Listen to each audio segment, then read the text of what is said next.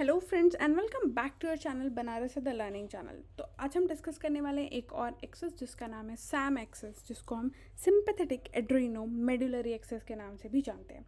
तो इससे पहले अगर आपने एच पी एक्सेस का वीडियो नहीं देखा है तो उसे जाके ज़रूर देखिएगा, क्योंकि वो बेसिक के लिए बहुत इंपॉर्टेंट है और वो सैम से रिलेटेड भी है।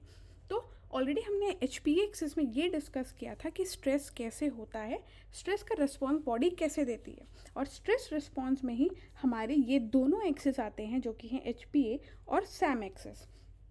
अब हम ये समझेंगे कि एच पी और सैम को क्यों साथ में पढ़ा जाता है, क्योंकि दोनों में ही एड्रिनल जो है, एड्रिनल ग्लैंड वो इन्वॉल्व होते हैं।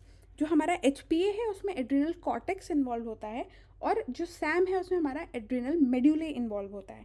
दोनों ही जो है एक साथ एक्टिवेट होते हैं, ऐसा माना जाता है। इसके अलावा जो हमारा सैम और एच पी ए एक्सेस है, उनका एक्टिवेशन जो है दोनों साथ मिलकर ही हमारे स्ट्रेस रिस्पॉन्स को बनाता है। तो आइए समझते हैं सबसे पहले कि सैम एक्सेस है क्या। सिंपैथेटिक एड्रीनो मेड्यूलरी एक्सेस, क्योंकि यहाँ पे मेड्यूला इन्वॉल्व है, और एच पी ए में आपका एड्रिनल कॉर्टेक्स इन्वॉल्व है। तो is responsible for production and release of epinephrine norepinephrine by adrenal gland, और वहाँ पे हमारे ग्लूकोकॉर्टिकॉइड्स के लिए रिस्पॉन्सिबल होता है एच पी ए एक्सेस। यहाँ पे आपका एफिनेफ्रिन और नॉरएपिनेफ्रिन के लिए रिस्पॉन्सिबल होता है। Also SAM establishes physiological connection between sympathetic nervous system and adrenal medulla, क्योंकि यहाँ पे जो पूरा रिस्पॉन्स है ये वाया सिंपैथेटिक नर्वस सिस्टम हो रहा है। ऑल्दो एच पी ए में भी आपका सिंपैथेटिक नर्वस सिस्टम ही इन्वॉल्व होता है, बट वो एड्रिनल कॉर्टेक्स के थ्रू होता है, यहाँ पे एड्रिनल मेड्यूले के थ्रू होता है। Then SAM and H P A is responsible for stress response, और इनको स्ट्रेस रिस्पॉन्स कंपोजिशन या कॉम्प्लेक्स के नाम से भी जाना जाता है। तो आइए समझते हैं सेलुलर बेसिक मैकेनिज्म सैम का क्या है। तो सबसे पहले स्ट्रेस का जो परसेप्शन है वो as similar to H P A ही होगा, कि सबसे पहले स्ट्रेस सेंसेस के थ्रू परसीव होगा, वो सिग्नल करेगा एमिगडाला को और एक्टिवेट करेगा हाइपोथैलेमस को। हाइपोथैलेमस एक्टिवेट होकर सैम सिस्टम को एक्टिवेट करता है। कैसे? Via stimulating nerves and release of corticotropin releasing hormone. Same mechanism है जो एच पी ए के एक्टिवेशन में रिस्पॉन्सिबल होता है, कि वहाँ पे सबसे पहले हाइपोथैलेमस से कॉर्टिकोट्रोपिन रिलीजिंग हार्मोन रिलीज होंगे, जो कि जाके कॉर्टिकोट्रोपिन रिलीजिंग हार्मोन रिसेप्टर 1 से बाइंड करेंगे एंटीरियर पिट्यूटरी में, और फिर वो सिंपैथेटिक नर्वस सिस्टम का एक्टिवेशन करेंगे via release of adrenocorticotropin releasing hormone, adrenocorticotropic hormone, जो कि सिस्टमिक सर्कुलेशन में रिलीज हो जाएगा। अब सिस्टमिक सर्कुलेशन में ACTH के रिलीज होने के बाद ACTH वहाँ HPA में MCR2 से बाइंड हो रहा था HPA एक्टिवेट करने के लिए। यहाँ पे ACTH रिसेप्टर जो एड्रिनल मेड्यूले में है उनसे बाइंड करेगा, और कॉर्टेक्स में भी होते हैं, जो कि हमने देखा था MCR मेलिनोकॉर्टिकोट्रोपिन रिसेप्टर के साथ वो कॉर्टेक्स के एक्टिवेशन के लिए बाइंड करता है। यहाँ पे ACTH रिसेप्टर जो मेड्यूलर रिसेप्टर से बाइंड करेगा और एक्टिवेट करेगा cascade of signals with in adrenomedullary cells, causing release of acetylcholine and excitation of nerves that innervate our skeletal muscles and surrounding bodily system.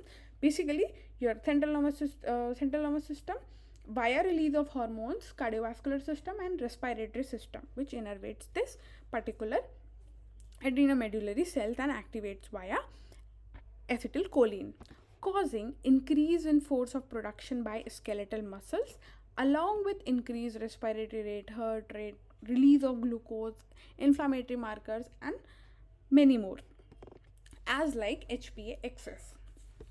So in nutshell बहुत basic से अगर हम समझें तो एमिगडाला स्ट्रेस का response लेता है, perception करता है, और वो काउंटर में हाइपोथैलेमस को एक्टिवेट करता है। फर्दर हाइपोथैलेमस एंटीरियर पिट्यूटरी के थ्रू सिंपैथेटिक नर्वस सिस्टम को एक्टिवेट करेगा और ट्रिगर करेगा एड्रिनल मेड्यूले को। HPA में एड्रिनल कॉर्टेक्स ट्रिगर होता है, और रिलीज कराएगा एड्रिनलिन और नॉन एड्रिनलिन जैसे हार्मोन्स, जो कि फैसिलिटेट करेंगे फाइट और फ्लाइट रिस्पॉन्स को। और दूसरी तरफ HPA जो है ग्लूकोकॉर्टिकॉइड्स को रिलीज करा के फाइट और फ्लाइट रिस्पॉन्स को फैसिलिटेट करता है। तो अगर हम दोनों एक्सिस को एक साथ देखें तो ये ओवरऑल स्ट्रेस रिस्पॉन्स देता है। तो psychological stress, physiological stress, environmental stress, any kind of stress जो भी बॉडी के पास आ रहा है वो स्ट्रेस रिस्पॉन्स के लिए, उसके लिए बॉडी काम करेगी। तो दो तरीके से स्ट्रेस रिस्पॉन्स होंगे, कैसे? एक HPA के जो हमने प्रीवियस वीडियोस में डिस्कस किए थे, और एक SAM से जो हमने अभी डिस्कस किया। तो SAM और HPA दोनों वाया मीडिएटर्स एड्रिनल कॉर्टेक्स और मेडुले के थ्रू स्पेसिफिक रिसेप्टर से बाइंड करेंगे, क्योंकि हमने देखा कि ACTH बाइंड करेगा MCR से हाइपोथैलेमस पिट्यूटरी एक्सिस में, और यहाँ पे ACTH रिसेप्टर से मेडुला में SAM को एक्टिवेट करने के लिए। और फिर ये रिसेप्टर्स जो हैं ब्रेन, बॉडी इनको और मेटाबॉलिक चेंजेस या फिजियोलॉजिक चेंजेस को रिजल्ट करेंगे। कैसे? ये स्पेसिफिक रिसेप्टर्स के बाइंड होने के बाद जो भी हार्मोन रिलीज होंगे वो एनर्जी का मोबिलाइजेशन करेंगे, मेटाबॉलिक चेंजेस कॉज करेंगे, इम्यून सिस्टम का एक्टिवेशन करेंगे, डाइजेशन का सप्रेशन करेंगे, क्योंकि फाइट एंड फ्लाइट रिस्पॉन्स है, रिप्रोडक्शन शट डाउन करेंगे, और ब्रेन में जीनोमिक इफेक्ट्स और एपिजेनेटिक की प्रोग्रामिंग करेंगे।